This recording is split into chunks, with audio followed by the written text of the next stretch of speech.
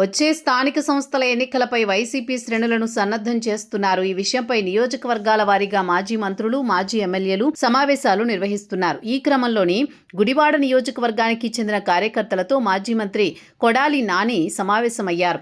గత అసెంబ్లీ ఎన్నికల తర్వాత ఎక్కువగా హైదరాబాద్లోనే గడుపుతోన్న మాజీ మంత్రి స్థానిక ఎన్నికల నేపథ్యంలో గుడివాడలో మళ్లీ యాక్టివ్ అవుతున్నారు. అదే సమయంలో పార్టీ అధిష్టానం సూచనలతో ప్రత్యేకంగా సమావేశమై స్థానిక ఎన్నికలపై దిశానిర్దేశం చేశారు.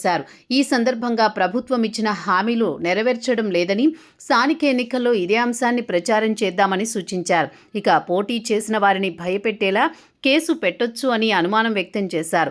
అలా చేస్తే జైలుకు వెళ్లడానికి సిద్ధంగా ఉండాలని మాజీ మంత్రి నాని కార్యకర్తలను సన్నద్ధం చేశారు. స్థానిక ఎన్నికల్లో ఏకగ్రీవం చేసుకోవడానికి ప్రభుత్వం ప్రయత్నించవచ్చని, కానీ ఎట్టి పరిస్థితుల్లో ఏకగ్రీవాలు జరగకుండా అడ్డుకోవాలని మాజీ మంత్రి కొడాలి నాని పార్టీ శ్రేణులకు సూచించారు. అధినేత జగన్ కూడా ఈ విషయంలో చాలా పట్టుదలగా ఉన్నారన్నారు. ఎన్నికల్లో పోటీ చేసే కార్యకర్తలపై అక్రమ కేసులు బనాయిస్తామని బెదిరించినా భయపడొద్దని భరోసా ఇచ్చారు.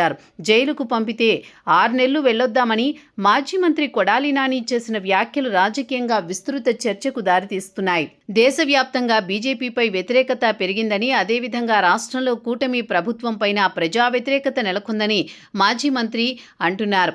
సోమవారం ఉత్తర భారత్లోని 3 రాష్ట్రాల్లో వెలువడిన అసెంబ్లీ ఉప ఎన్నికల ఫలితాల్లో బీజేపీ 2 చోట్ల ఓడిపోయిందని, గుజరాత్లో మెజారిటీ 1,00,000 ఓట్ల నుంచి 30,000కు తగ్గిపోయిందని గుర్తు చేశారు. ఇక్కడ రాష్ట్రంలో కూడా కూటమికి అదే పరిస్థితి ఎదురవుతుందని జోస్యం చెప్పారు.